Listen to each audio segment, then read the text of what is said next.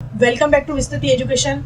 इससे पहले हमने अधिगम के जो सिद्धांत है, थॉर्नडाइक का सिद्धांत कंप्लीट कर लिया है, पावलो का सिद्धांत हमने कंप्लीट कर लिया है। यदि आपने उसको नहीं देखा है तो प्ले लिस्ट में जाकर उसे एक बार देखें। उसके बाद आज हम शुरुआत करने वाले हैं स्किनर का क्रिया प्रस्तुत अनुबंधन सिद्धांत। के बारे में हम चर्चा करते हैं। तो सबसे पहला ये महोदय हमारे स्किनर महोदय हैं, बीएफ स्किनर महोदय। इनका जो शिक्षा में सहयोग है वो बहुत ही अधिक है, क्योंकि इन्होंने पुनर्बलन पर भी सर्वाधिक कार्य किया है। हम बात करते हैं स्किनर का क्रिया प्रस्तुत सिद्धांत किसने दिया, तो हमें याद रखना है वह दिया था बीएफ स्किनर के द्वारा। और इन्होंने प्रशिक्षण किस पर किया, तो चूहे और कबूतर दोनों पर प्रयोग किया था। कब किया था? 1938 में। इनका जो क्रिया प्रस्तुत अनुबंधन सिद्धांत है उसको अन्य नाम से कौन जाना जाता है, तो सबसे पहला सक्रिय अनुबंधन का सिद्धांत, अभिक्रमित अनुदेशन का सिद्धांत, नैमित्तिक अनुबंधन का सिद्धांत और कार्यात्मक प्रतिबद्धता का सिद्धांत। ये चारों जो नाम है इसको आप याद रखने का प्रयास करें उपनाम के रूप में। और इंग्लिश में ऑपरेंटेड कंडीशनल थ्योरी या फिर आरएस थ्योरी के नाम से भी जाना जाता है। और एसआर थ्योरी किसके नाम से जानी जाती है, तो वह है थॉर्नडाइक के नाम से। और यदि पूछा जाए आरएस किसके नाम से जानी जाती है, तो स्किनर। और सीआर पावलो। ये कंफ्यूजन नहीं होना है। CR conditional response, response stimulus और स्टिमुलस रेस्पॉन्स, ये है थॉर्नडाइक का। और आरएस कौन है, तो स्किनर। सीआर कौन है, तो पावलो। इस चीज को आप ध्यान में रखें। स्किनर का जो क्रिया प्रस्तुत सिद्धांत था वो 1938 में दिया गया था। और जो इसके अन्य नाम में सक्रिय अनुबंधन सिद्धांत, अभिक्रमित अनुदेशन, इसकी विधि के बारे में मैंने पूरा डिटेल से वीडियो बनाया हुआ है, वह यदि आपने नहीं देखा है तो जाकर देखें। और नैमित्तिक अनुबंधन का सिद्धांत, कार्यात्मक प्रतिबद्धता का सिद्धांत। जो अभिक्रमित अनुदेशन विधि है वह स्किनर की ही देन मानी जाती है। स्किनर जो प्रयोग किया था उसके बारे में हम देखते हैं। सबसे पहले उन्होंने प्रयोग किस पे किया था? चूहे पर प्रयोग किया था। और इन्होंने चूहे पर किस प्रकार प्रयोग किया? इन्होंने एक जो बॉक्स बनाया, उस बॉक्स को किस नाम से जाना जाता था? स्किनर बॉक्स के नाम से जाना जाता था। इन्होंने इस बॉक्स में क्या व्यवस्था कर रखी थी? इन्होंने चूहे को लिया, उसने उनको इस बॉक्स में बंद कर दिया और इसमें एक प्रकार का लीवर और एक प्रकार का प्रकाश दोनों व्यवस्थित कर दिया था। और उस लीवर को दबाने पर यहाँ से दाना या फिर भोजन दाने के रूप में उससे चूहे को प्राप्त हो जाता था। इस प्रकार जो पूरा बॉक्स क्रिएट किया था वह कहलाया स्किनर बॉक्स। इन्होंने किस प्रकार प्रयोग किया है वो हम देखते हैं आगे की स्लाइड में। ये जो चित्र है वो स्किनर का है। स्किनर ने चूहे पर, इन कबूतरों पर विविध प्रयोग किए। इस हेतु स्किनर ने एक विशेष बॉक्स बनाया जिसे स्किनर बॉक्स कहा जाता है, जो हमने अभी देखा था। इस बॉक्स में एक लीवर था जिसे दबते ही खट की ध्वनि होती थी, और लीवर का संबंध एक प्लेट से था जिसमें खाने का टुकड़ा आ जाता था। इस बॉक्स में भूखे चूहे को बंद किया गया। चूहे जैसे ही लीवर को दबाता और खट की ध्वनि की आवाज होती और उसे दाना मिल जाता। जो दाना मिला था वो किस रूप में उसे मिला था? पुनर्बलन के रूप में उससे चूहे को दाना मिला था। यह खाना उसकी क्रिया के लिए पुनर्बलन का कार्य करता था।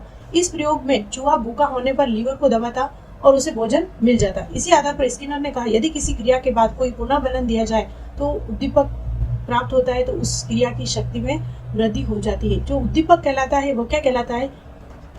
उद्दीपक वह परिस्थिति, वह क्रिया जिसके करने से यदि क्रिया की शक्ति में वृद्धि होती है तो वह कहलाता है उद्दीपक। और यहाँ पे जो उद्दीपक था वह क्या था? भोजन का दाना, जो कि कब मिल रहा था? उसको अनुक्रिया करने के पश्चात मिल रहा था।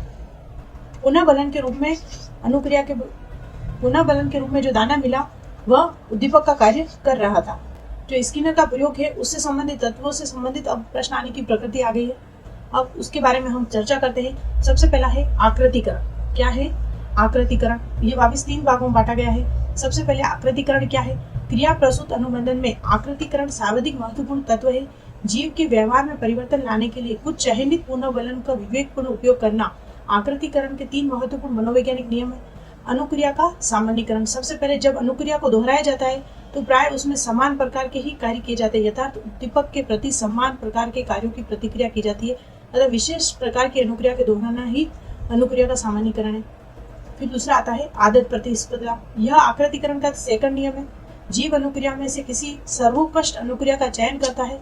इस चयन के लिए आदत में प्रतिस्पर्धा होती है।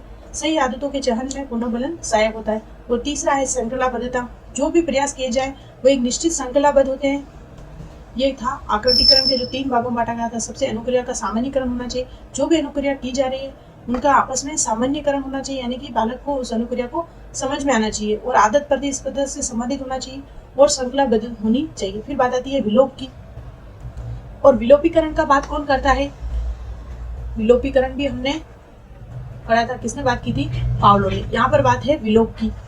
अनुबंधन स्थापित हो जाने के बाद कुछ प्रयासों तक उचित अनुक्रिया मिलने समाप्त हो जाती तो पुनर्बलन का विलोप करके कोई अन्य सशक्त पुनर्बलन दिया जाना चाहिए। जैसे किसी भी अनुबंधन करना सीख लिया, कबूतर ने दाना प्राप्त करना सीख लिया लीवर को दबाने के बाद, यदि उसे भोजन नहीं दिया जाता है तो कुछ समय बाद वह भूल जाता है, लेकिन यदि बाद में हम इसे सशक्त पुनर्बलन देकर उसे पुनः प्रारंभ कर सकते हैं। फिर आता है स्वतः पुनः स्थापन।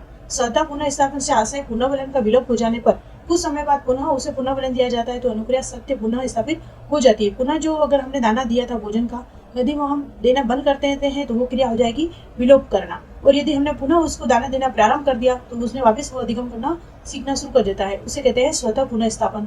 फिर आता है पुनर्बलन का संप्रत्यय। जो पुनर्बलन का जो यदि पूछा जाए सिद्धांत किसने दिया तो आपको याद रखना है पुनर्बलन का सिद्धांत देते हैं क्लॉर्क हल द्वारा दिया जाता है, जबकि पुनर्बल पर सर्वाधिक और सबसे पहले कार्य किया था स्किनर के द्वारा। और दो प्रकार का होता है, सकारात्मक पुनर्बलन और नकारात्मक। सकारात्मक में जैसे पुरस्कार है, प्रशंसा है, नकारात्मक में हो गया दंड है, निंदा है।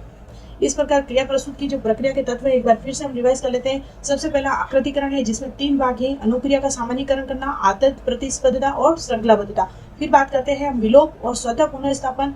पुनर्बलन का संप्रत्यय 2 प्रकार के होते हैं, सकारात्मक और नकारात्मक। आप स्क्रीनशॉट ले सकते हैं। क्रिया प्रस्तुत अनुबंधन का शिक्षा में क्या उपयोग है? सबसे पहले तो जो क्रिया प्रस्तुत अनुबंधन है इससे संबंधित आती है अपनी अभिक्रमित अनुदेशन विधि। जो विधि का उद्भव माना जाता है अभिक्रमित अनुदेशन विधि का, वह क्रिया प्रस्तुत अनुबंधन सिद्धांत से माना जाता है। इसका प्रयोग बालक में शब्द भंडार की वृद्धि करने के लिए किया जाता है। शिक्षक इस सिद्धांत द्वारा सीखे गए ज्ञान का स्वरूप प्रदान करता है। उद्दीपन पर नियंत्रण करके वांछित व्यवहार का सृजन कर सकते हैं। उद्दीपक यानी कि आप उसे पुनर्बलन के रूप में देकर उसके व्यवहार को परिमार्जन कर सकते हैं। इस सिद्धांत में सीखी जाने वाली क्रिया को छोटे छोटे पदों में विभाजित किया जाता है। शिक्षा में इस विधि का प्रयोग करके सीखने की गति में सफलता दोनों मिलती है। इसमें छोटे छोटे पदों में विभाजित की जाती है। जो अभिक्रमित अनुदेशन का सिद्धांत है वह भी छोटे छोटे पदों में विभाजित करना भी है।